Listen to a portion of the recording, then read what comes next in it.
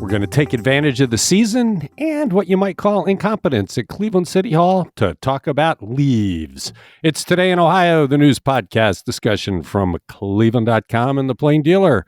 I'm Chris Quinn. I'm here with Lisa Garvin, Courtney Astolfi, and Laura Johnston. Let's jump in. We've got good stories, as we usually do on a Thursday. Laura, which Northeast Ohio restaurants have the most health violations according to the latest reports? These are some of our most popular pieces of content on the site, and this is the worst of the worst. It is some of our most popular things that people want to look at. I hope not some of the most popular restaurants, because these are gross. And these aren't just the restaurants that have the most violations, although some of them are. These are the most critical violations, the ones that you actually worry about. Things like mouse droppings under the soda syrup rack behind the refrigerator, and time-stamped foods like egg, sausage, and corned beef hash that are left out at room temperature and haven't been time-stamped and there for more than 4 hours. So the kind of stuff that you can really get sick from. The most cited restaurant in our area, when we do our area, it's usually 7 counties, but Geauga and Portage do not have their inspections online, so we don't have those. So out of 5 counties, Royal Lunch in North Royalton had 36 food inspection violations that were critical. This runs from March of 2021 through February of 2022. It's 34% of their total 105 food inspections. That was the second highest overall violation count in Cuyahoga County. And then the second most gross one with 30 critical food inspection violations, that was Hibachi. I love that it's Hibachi with a T in it. Japanese Steakhouse, that was an independent. And they had 114 total violations. That was the highest overall inspection issue in Cuyahoga County. Think about that. 114. I mean, should you even be in business at that point? No, I don't think so. And some of them aren't. I love Zachary Smith did a great job with this series, and he went through county by county. He was giving us the most violations in each county, and then he would break out the biggest city in each county. You know, look at Cleveland and Cuyahoga or Kent, and basically show us the worst of the worst. But yeah, Dan's Dogs in Medina, that's number 3 on the grossest list, 27 critical food violations. That business is now closed. And you've got to think that a lot of these, if once people read them, they're going to not go there anymore. Because yeah, you don't want to mess with gnats in your food and mouse droppings. Okay, check it out. It's on cleveland.com. You're listening to Today in Ohio. All right, Courtney, why did the city of Cleveland wait until November 2nd, after a whole lot of people spent the weekend raking leaves in their yards to prepare for all the Halloween kids, to explain how it is changing the rules about leaf collection, and what is the argument for the rules change, which is going to make life much more complicated for a bunch of residents? Yeah, so yesterday we heard from City Hall that this special leaf pickup program where residents don't have to bag their leaves, they just rake them to the curb, that those special areas comprise about 1/3 of the city. The rest of the city has to bag their leaves up for pickup. But we heard from the city yesterday that effective the day prior, the special leaf pickup services in those portions of the city was no longer going to happen. And they told residents that, you know, a lot of folks have already raked their leaves to the curbs in this area. And so the timing of this announcement was kind of the big oddity here. Basically, folks have to go back now and redo the work that they've already done if they'd raked their leaves to the curbs already. And City Council has been hearing from city residents who are already upset about this change, right? But it seems like the big objections here are like you said, the timing. Now the reason why the city says it's making the rule change is because the former policy wasn't equitable, they say. I'm throwing the flag on that one, but keep going. Well, you know, some parts of the city get services, others don't. We know tree canopy aligns with inequities in housing and old redlining maps. So, okay, fair enough. But it seems like most of the complaints I'm seeing about this, along with the changing and reduction of this leaf pickup service, is the timing here. Residents have already raked their leaves. This change coming into effect now, and then it was announced a day after it was in effect. the timing seems to be a big issue. And we did eventually hear back from the city last evening, and the city, we asked them about the timing. Why now? Why not do this in advance, educate folks, get the word out instead of changing things midstream? And, the administration told us that it rolled out this policy this late in the game because it needed to talk through options and capacity with its new-ish director of public works and with city council. But I don't know. Go for it, It's Chris. like rolling out your snow policy in February. Look, what everybody forgets is the residents of this city voted to increase their income tax by 0.5%.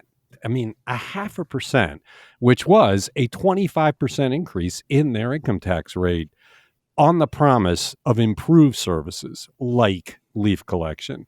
And I think this is more evidence that Justin Bibb has come in with no respect to what happened before. He doesn't have a veteran on his administrative staff, and he just decides, I'm doing it my way. You're hearing from more and more people in town, they can't even get in to see this guy. And because of fumbles like this, and there's no way you can characterize this as anything but a fumble, are making people question whether he was the wrong guy. He ran as a collaborative leader. I'm going to come in, I'm going to open up City Hall, we're going to serve the residents. But since he's been there, it's like he's king. I'm in charge. You do what I tell you. And this is yet another example. Lisa, you mentioned before the podcast, it started with his snowplow policy. He came on and he goes, yeah, the previous administration left us with a disaster, which was not at all true. And he had time to get it ready, and he didn't. And since then, he's had one fumble after another. And really, Courtney, I'm having a hard time figuring out, can you point to many successes? I don't know how to weigh in on that. He is seeking to make different changes at City Hall. We've seen the ARPA policies. It's ultimately going to be up to voters to decide if he's taking care of the business they want him to. But I will say this leaf move has anchored city council. They point out what you point out, that 2016 tax increase was supposed to cover things like this. And the chair of council's municipal services committee intends to hold a hearing to get a better explanation about why this change is happening. They said they've been hearing from residents who are upset.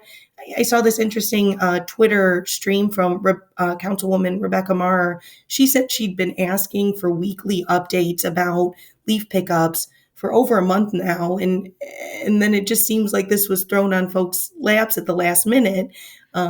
So there's definitely concern there from council, who are hearing from angry residents not pleased about this change. Yeah, I so far he's serving up reasons for Blaine Griffin to clean his clock if he decides to run against him in 3 years. This is a mistake. They shouldn't be taking services away. They should be expanding them. We'll have to see if he reverses this, because he's stepping into it time after time. You got the Eric Gordon thing. You've got the failed expungement of marijuana cases. I mean, there's been a lot of fumbling in a city that has the Browns. It's Today in Ohio. Health reporter Julie Washington has gone deeper on the RSV trend that is filling children's hospital wards with sick children. Lisa, what is the trend? Yeah, this is something that they really don't expect to happen. RSV is a seasonal thing, just like the flu, and it usually shows up around Thanksgiving, but we've been starting to see them since the end of September, and it's starting to fill up the hospitals. Rainbow Babies and Children say they have double the number of sick kids in their ER than they did 1 month ago. Metro Health has seen a 500% increase. The Cleveland Clinic says they're getting a 28% positivity rate on all elementary school kids that have been tested for RSV. But the Cleveland Clinic says, yeah, they're real busy. Their ER is busy. Their pediatric ICU is very busy, but they say they're not in danger of filling up. Akron Children's Hospital says they have 500 cases throughout the system in the first 3 weeks of October. That's double September. So what they're saying, and also there was an outbreak. Cleveland Health Department reported there was an RSV outbreak at an unnamed daycare, which is still operating. So yeah, because, this early onset, and also they're saying that COVID prevention measures like masking, hand washing, washing, social distancing changed the pattern of RSV, and it also reduced overall immunity for people, not just to COVID. So that might be seen as, part of the rise in RSV. And we will say that RSV is very common. Most people can, confuse it with the cold. It's similar to the cold. It's only when it gets bad and kids struggle to breathe is when they have to go to the hospital.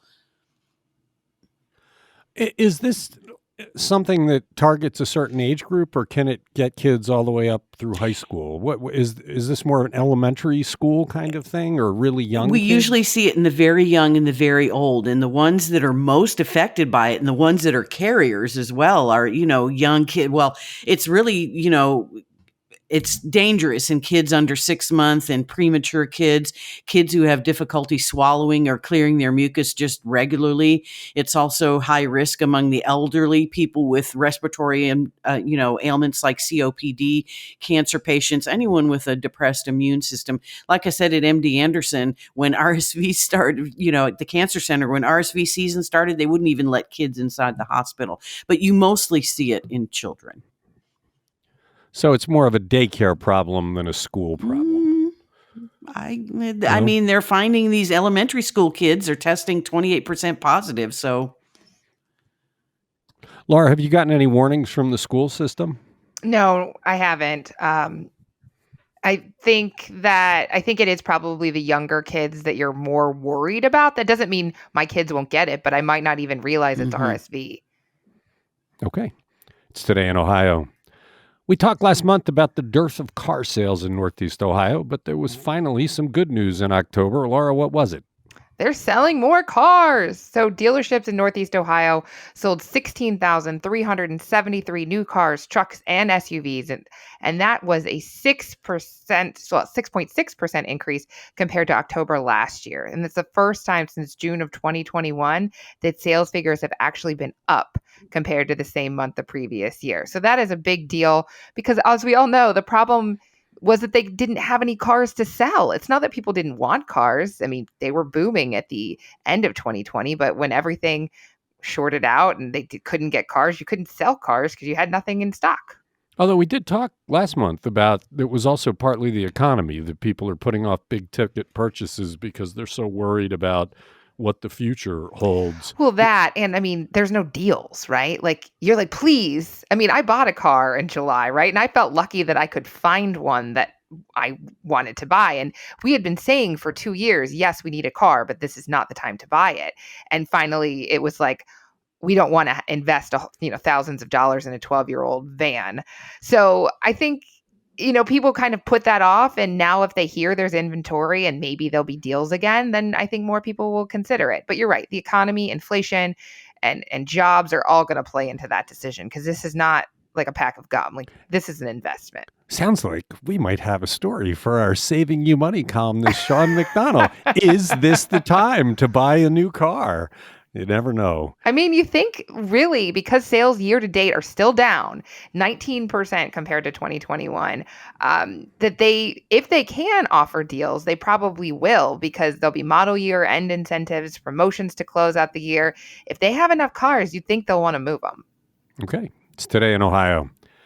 Is Cleveland Mayor Justin Bibb looking back to the former Plain Dealer building as a site for the new police headquarters? Courtney, we cared a lot more about this story when we were still resident in that building, but our company sold it and we left in May. It was always a great location for a police headquarters. It kind of collapsed because of disagreements, I guess, with the developer and the city. But is it possible that it's back in play? Well, it sure seems like it could be. And this goes back to a request for proposals the city issued a few days ago, seeking alternative sites for the police headquarters. We know from a few months ago that Mayor Bibb was not locked in on the Opportunity Corridor site that former Mayor Frank Jackson ultimately landed on after the sale of our old building fell through.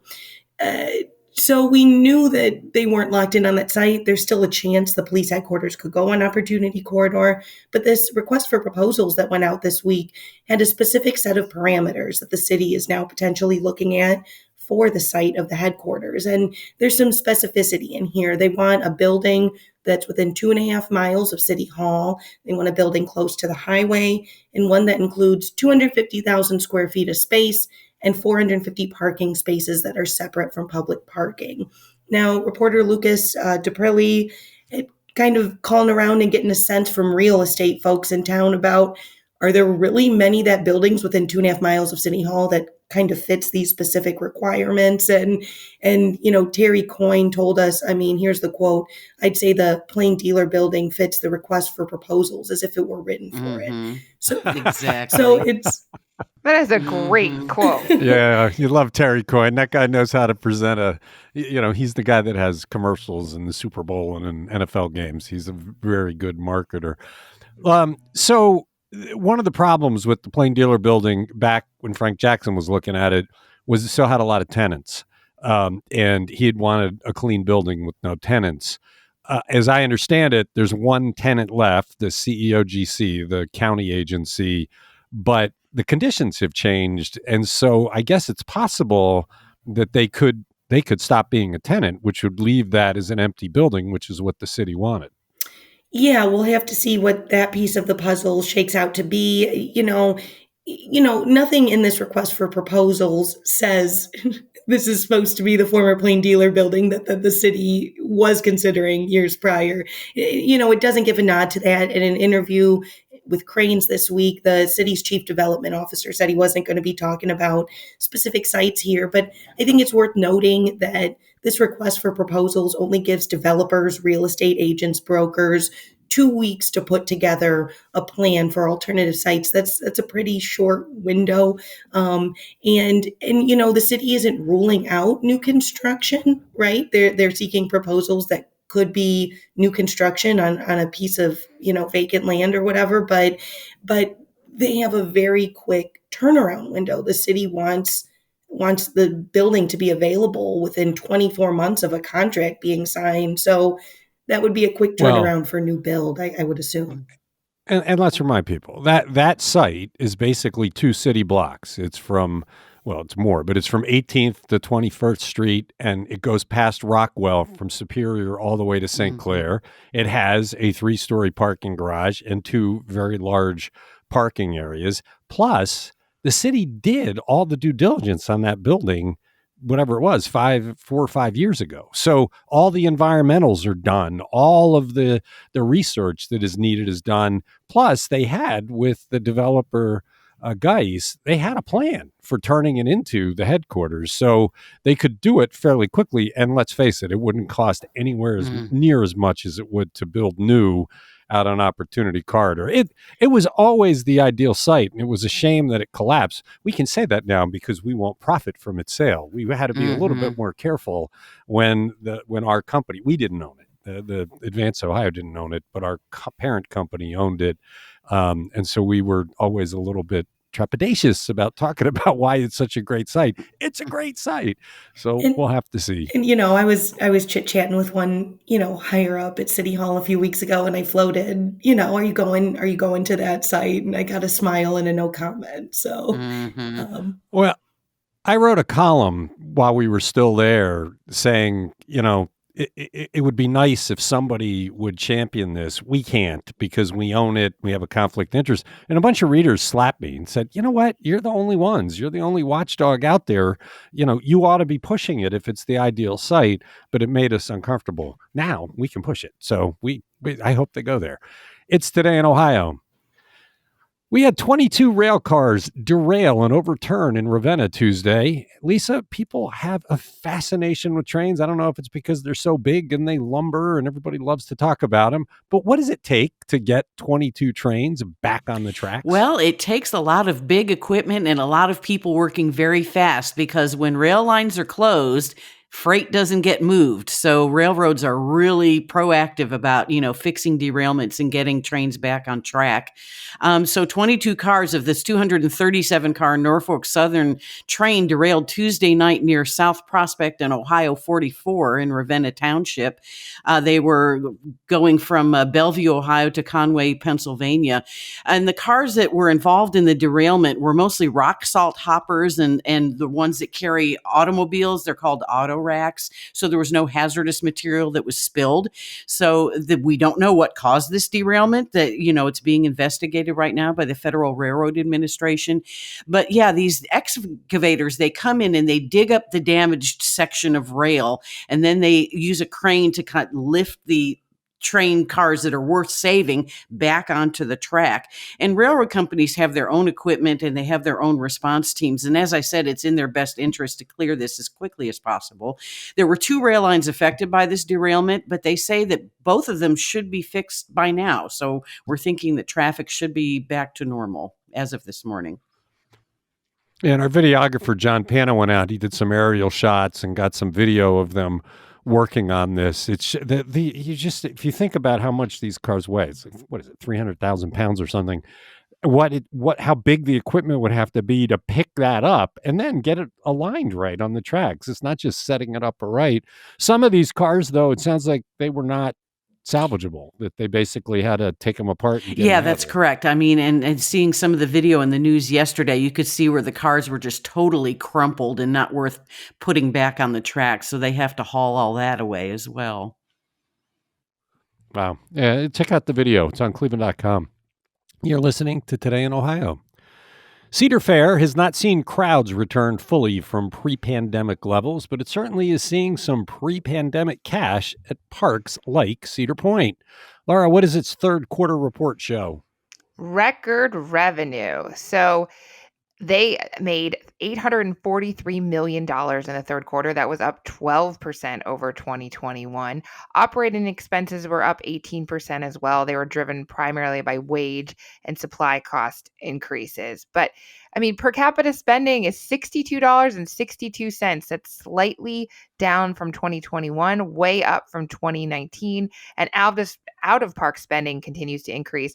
That includes renovations to overnight properties like Sawmill Creek and Castaway Bay, where people are staying and are park-owned properties. People are fascinated with Cedar Point. It's really one of those Northeast Ohio things that you can't do enough about. So I suspect people are glad to hear that they're thriving because it means the park will remain for the long time. Courtney, you grew up over there. It's a huge employer, right? Not a lot of local folks. It's a lot of seasonal labor, but there is some local folks, and they really have. I mean, just the 30 years I've been watching them, just the recent years, the expansion, like you said, the Sawmill Creek, the Castaway Bay properties, they're really kind of beefing up their operations, and it seems like a shift from what I've been familiar with. They're definitely expanding outside the footprint. And Laura, we've talked about how this was a great relief from the pandemic because it's largely outside. We know Layla has been there several times since the pandemic began. Have you been back? I mean, that's when I got my gold pass. It was right before the pandemic hit. So yeah, that first summer with the pandemic, you did have to wear a mask in the park, and sweating, while you're on rides wearing a mask is not my favorite feeling. But I think people are really looking for that release. And you're right. I think Cedar Point is beloved in Northeast Ohio, and people are happy when they do well because they like them overall as a company, and they have very happy memories there. So, and they keep making investments. You go there and they do wonderful things with the decorations. I was just talking to someone in our newsroom that wants to do something about where they store these massive, skeletons and corn stalks and all of that sort of thing. And it's a nice place to be. They always put in more investments. They've got $180 million to $200 million investment coming up for 2023. They want to put a new family coaster in called Wild Mouse, which I think families with kids will really like. And then this grand pavilion, which is going to be a beachfront venue with eateries and Lake Erie views, I think over by those giant swings. So I think, there's always something new. They do a really good job marketing and a really good job programming. So there's always something you want to come back for. Right. You're listening to Today in Ohio. We talk about housing prices being relatively low in Northeast Ohio compared to the rest of the nation, but the costs are rising. What was the asking rent price in Greater Cleveland in September, and how much did it go up while rents nationally were dropping? Courtney. Yeah, this is an odd little trend. Nationally, rents fell 0.7%, but in Cleveland's metro area, which includes Cuyahoga, Geauga, Lake, Lorraine, and Medina counties, rents jumped 9.1% in September. So, in August, average rents around here were $1,050. In September, that jumped up to $1,146, so almost $100 increase. And like I said, that's at odds what we're seeing with what we're seeing nationally. Now turn into the Akron metro area, which includes Summit and Portage County. We also saw an increase there, 13.4%. Rents went up even more than in the Cleveland area. So in August, in that neck of the woods, rents were hovering right around 1,000, and now they're up to 1,145. I wonder if that covers student housing. I wonder if the big bump is people coming back to Northeast Ohio's academic institutions and the colleges are gouging them for rent. And that's just such a big increase in such a short period of time. And against the grain, you wonder what is causing that. Yeah, I'm really curious how that also intersects with, our home sale trends that we're seeing. Odd markets all around post-pandemic. We'll see how things shake out, but it's a bit of a head scratcher to me, at least. And you're paying very close attention to those home sale trends because you're in the market. It's Today in Ohio.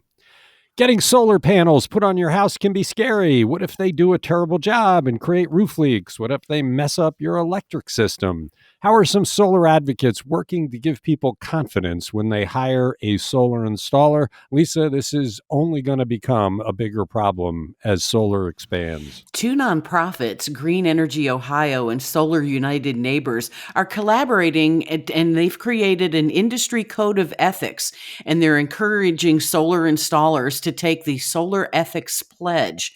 So people who sign this pledge will be listed on the Green Energy Ohio website, but they're subject to removal if they screw up and they violate parts of the pledge. So Executive Director of Green Energy Ohio, Jane Harf, says this was prompted by a lot of customer complaints. She says whenever there's a new technology and it's starting to expand, that you get a lot of grifters and a lot of scammers that come in. And in fact, Attorney General David Yost sued North Carolina-based Power Home Solar in September. He got hundreds of complaints: poor construction and installation, aggressive sales tactics, warranty issues, misrepresenting the cost savings that would be had by having solar. And Harf says that other businesses weren't even finishing the work, or they were, creating deceptive financing arrangements. So this idea came from a former solar business owner in Athens, Ohio, Michelle Greenfield, and her wife and her husband, Jeff. They said that they kept running into misleading ads, door-to-door sales with them sticking the foot in the door and trying to get you to buy. So they worked together to create this pledge, and it's 10 bullet points saying, honesty, transparency, clear financing, language and that kind of thing. Yeah, I guess it's like any housing contractor. You always worry about them doing quality work, Laura. We've talked plenty about your project, and that always causes you anxiety, right? Because if they take a shortcut and you don't know it, you get worried. And Well, you have people in your house literally up and down your stairs all day. You know what I mean? Like when else do you just welcome strangers into your house? Like, sure, do whatever you want to my electricity. And Lisa, you had work done a couple years ago or maybe last year, and it's the same kind of thing. You're counting on them to do a good job, and but you're always nervous about it. So this is a good thing to get them at least to promise to do a good job, but it still would make you nervous about them drilling holes in your roof. And to be fair, this is an ethics pledge that's voluntary. It's non-binding, but it may, create a footprint for more, strict regulations. And obviously, Dave Yost has his eye on these people, so. Yes, he does. And we can count on Dave Yost to issue a press release if he finds anybody doing anything wrong. It's Today in Ohio. We got to have John Panna go out and shoot some video of the way different cities pick up the leaves. We were talking about it in the newsroom yesterday. In Cleveland Heights, they send in almost military-style vehicles. It's gigantic equipment and snow plows and build enormous mounds to truck them all away. And other people have giant vacuum cleaners. I had no idea there were so many varied ways of doing it. And you know who would watch those? Just get like some 2-year-old kids and just like put it on YouTube and they will watch that forever, right? And Cleveland residents with a jealous look in their eye. Well, I have to admit, because the leaf truck showed up yesterday at my house, it came at like 7 a.m. and and I sit and watch it. I don't know why. I look out my window. Because it's fascinating. Yeah, the way they do it, it really is. I'm always, I hope it happens on a day I'm working from home, because you're transfixed. So, except in Cleveland where you have to bag them up and it's kind of boring. That's it for Today in Ohio. Thank you, Courtney. Thank you, Lisa. Thank you, Laura. Thanks everybody who listens. We'll be back Friday to wrap up the week.